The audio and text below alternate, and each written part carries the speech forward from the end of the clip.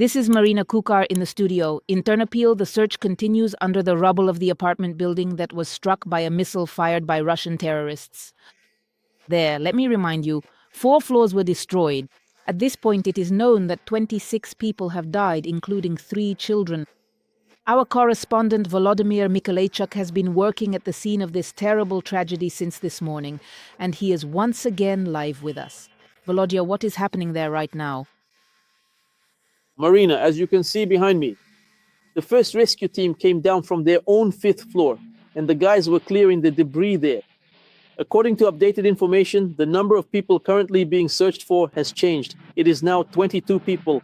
And this is why everything is so difficult, the rescuers explain, because parts of the building have been severely damaged and clearing the debris is very challenging. And here under the building, we met people who are still hoping to get some news about their missing relatives. I apologize for my pronunciation. It's okay. I made it up to the 5th floor in the stairwell. My dad was on the 6th, but between the 5th and 6th, the floor and stairs had already collapsed, so I couldn't get there. Well, I called, the phone was ringing, and I could hear the ringtone somewhere in the distance, but there was no movement, just people shouting.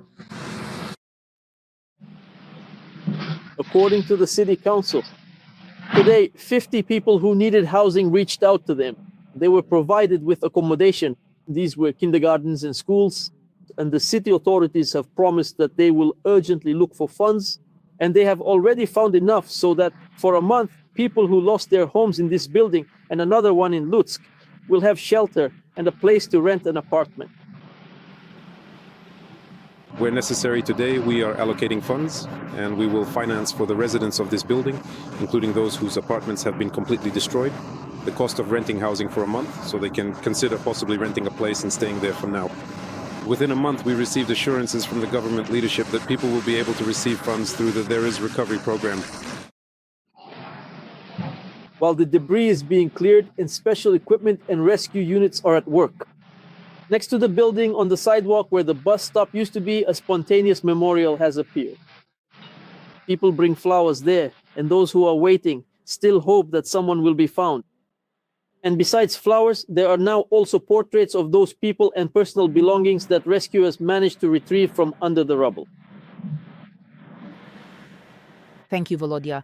Volodymyr Mykolaichuk from Ternopil. A search and rescue operation is still underway there. There may still be 22 people under the rubble. In Pavlograd, as a result of a nighttime drone attack, 3 men were injured. One of them is in serious condition, according to the Dnipropetrovsk Regional Military Administration. Shaheds damaged infrastructure and a fire broke out. The Russians also struck the Sinelnikivsky district using glide bombs and drones. Thank you. A farm caught fire there, domestic animals were killed, and the administrative building and power lines were damaged. And in the Nikopol area, the Russians struck with artillery and Grad rocket launchers. The Air Force shot down 106 out of 136 enemy drones over the course of the night and morning. The enemy attacked all of Ukraine except for the west. There were 29 strike drones recorded hitting 16 locations. The attack is ongoing. An enemy drone is circling over Chernihiv, and there is a threat of an airstrike on the Sinelnikov district in Dnipropetrovsk region. On the Pokrovsk front, near the city of Mirnohrad, the enemy is deploying special forces, sometimes armored vehicles, but mostly they send infantry for assaults. The occupiers advance on foot, 1 or 2 at a time, moving through forest belts as they try to reach our positions. There is virtually no coordination between enemy units, so the Russians often end up fighting their own, our defenders say. Defenders, as a result of the ongoing confusion and chaos on the battlefield, they end up running into another group of soldiers who are from a completely different unit, and in that small grove of trees, they unexpectedly start fighting each other, mistaking one another for the enemy. Well, and then, after that, whoever eventually wins that chaotic skirmish, we come in and finish them off decisively with precisely targeted airdropped munitions. And at one of the Ukrainian training grounds, cadets are firing the cannon of a Ukrainian-made armored personnel carrier for the first time. Find out about the advantages of this combat vehicle and how the training is conducted in the report by our colleagues from the Ukrainian ground forces.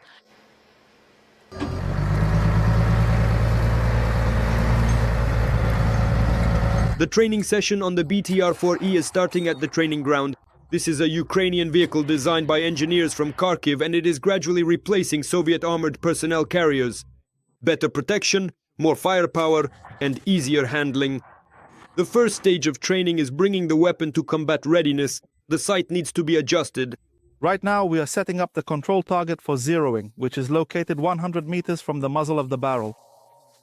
If 80%, if the hits, all of them, are within the target area, it means the cannon is firing, you could say, perfectly. Next come the first shots. The nervousness is noticeable, but the cadets are focused on the results. Are these your first live fire exercises? Yes, today they are. Share your emotions. What are you feeling? I don't feel anything yet. We'll give it a try. We're still learning as we go. We've covered the theory, and now we're moving on to practical exercises. Fire! After the shooting, the instructor immediately evaluates the results. Well, honestly, I have to say that for a first-time shooting, it's actually not bad at all. We can see that the cannon definitely has its own tendency. Clearly, it's not hitting here. Well, about 80% hit the target area. Maybe we need to adjust the barrel a little. About 5 centimeters to the left.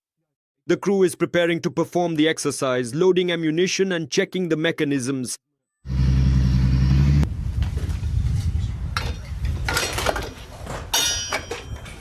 For example, 117 rounds are loaded here. You can imagine how much that weighs. For many cadets, this is their first encounter with the BTR-4E. The instructors, on the other hand, are combat veterans. I served in the 128th Mountain Infantry Brigade. I had some combat experience since I worked with the equipment. I was demobilized, and after some time, as they say, I felt the pull to return. A little higher. Just a little bit, only a little, really just a little. Higher. The BTR-4 is a fully Ukrainian armored personnel carrier that is constantly being improved. Meanwhile, the soldiers are learning to operate it quickly and flawlessly. so let's sum it up. Ukrainian engineers have worked hard and created this masterpiece. Yes, it has its drawbacks, but overall, it's simply excellent. That's why it's loved in the ground forces and is being actively mastered. So join the ground forces. Stay connected. Yuri Lozenko Oleretsun, Ground Forces of Ukraine. For We Are Ukraine. Marathon. United News. EU foreign ministers will gather in Brussels today to consider sanctions against Russia. According to the EU's chief diplomat Kaja Kallas, the main topic of discussion will be how to counter Russia's shadow fleet, which helps Moscow circumvent restrictions. The Ukrainian foreign minister will join the meeting via video link. Kaja Kallas also commented on the new peace plan for Ukraine, which was allegedly drafted by negotiators from the US and Russia. Its details are surfacing in Western media outlets. According to NBC News, the document consists of 28 points and envisions territorial concessions by Ukraine in exchange for security guarantees from the US. We Europeans have always advocated for achieving a lasting and just peace, and we welcome any efforts aimed at this goal. Of course, for any plan to work, it must involve Ukraine and Europe. Ukrainians and Europeans must also agree to these plans. In this war, there is one aggressor and one victim. If Russia truly wanted peace, it would have agreed to a ceasefire long ago. Meanwhile, Donald Trump stated that Putin's current actions only indicate a prolongation of the war in Ukraine. The American president mentioned the Kremlin dictator during an investment forum in Saudi Arabia and the USA. Trump admitted that he had hoped to end the Russia-Ukraine war quickly due to his supposedly good relationship with Putin. However, once again, he was disappointed in him. I resolved 8 wars. I have 1 left. Do you know which one I'm talking about? I thought it would be easy because I have a good relationship with President Putin, but now I am very disappointed in him. He knows it. I thought it would be the easiest one. In Russia's Ryazan, drones once again struck an oil refinery. Locals heard more than a dozen powerful explosions. This very refinery supplies fuel to Moscow and is used by the Russian aerospace forces. The plant had already halted operations after a previous strike by a Ukrainian drone. Due to the drone attack, a substation in the city of Rilsk, Kursk region, is also on fire. Locals are complaining about power outages. Powerful explosions were also heard in the Tula region. Overall, the enemy's Ministry of Defense reports an attack by more than 60 UAVs. And on the railway in Permkrai, an entire train of tank cars carrying petroleum products is on fire. The entire freight train caught fire as a result of the explosion. A dozen wagons filled with fuel oil derailed. The overhead contact system, the tracks, and a reinforced concrete bridge were also damaged. The blaze could be seen from kilometers away. The circumstances and the cause of the incident are being investigated. At the same time, the Russians are not ruling out sabotage on the railway. Overnight, the enemy attacked the energy infrastructure in 4 regions of Ukraine: Chernihiv, Donetsk, Dnipropetrovsk, and Kharkiv, using drones. In the Dnipropetrovsk region, some consumers are without power. Ukrenergo has also reported that today hourly power outage schedules are in effect in all regions of Ukraine, both for the population and for industry. So Russian attacks on Ukraine's energy sector have led to prolonged power outages, but do we actually use less electricity during these blackouts? And how does this affect the utility bills at the end of the month? Anastasia Tereshchuk found out all about this. Valeria Zabirko lives in the capital. She lives according to the blackout schedules, just like all of us, really. It's inconvenient, but we've already gotten used to it. She says she hoped she might be able to save on utilities. After all, logic suggests that if the power is out, electrical appliances don't work, so consumption should go down. But her bills show otherwise. Half of November has passed. I specifically took the meter readings, 108 kilowatt hours. That's how much I usually consume in a month during normal times. But with the outages, that much has already accumulated in just half a month. Last month it was 212. That's quite a lot for our apartment. Valeria doesn't understand why this is happening. I don't really use more electricity. I don't actually run the washing machine for just 2 t-shirts in case the power goes out. I don't turn on the dishwasher for just 2 plates. I do everything as usual. It's just that now, at certain times, to understand whether this is an isolated case or a widespread problem, we went to ask people what amounts they are getting in their bills. No, nothing has changed. The same amount? Yes. Even though you're using less? Yes. It still comes out to less, but the expenses are more rational because we understand that we need to do things quickly, cook simple dishes, meals, shorter time. A little less, but it depends. If you try to both heat the boiler and do laundry, then the difference is barely noticeable. So everyone's situation is different. Why is that? And can a person use electrical appliances less and still end up paying more? Mr. Valery, the head of the condominium association, often answers these questions for the residents. He says, analyze your actions. I hear from a lot of people that the first thing they do is prepare food in advance because they know there will be no electricity. The stoves are electric, so they start cooking and turn everything on at once. The second issue is that last month there was a period when it was already quite chilly outside, but the heating in residential buildings hadn't been turned on yet, so people started using space heaters. Similarly, many people try to charge everything at once. Either charging stations that people have in their apartments or the same batteries, power banks, all the equipment, computers, laptops. And if you add all of that up, it increases the total a bit.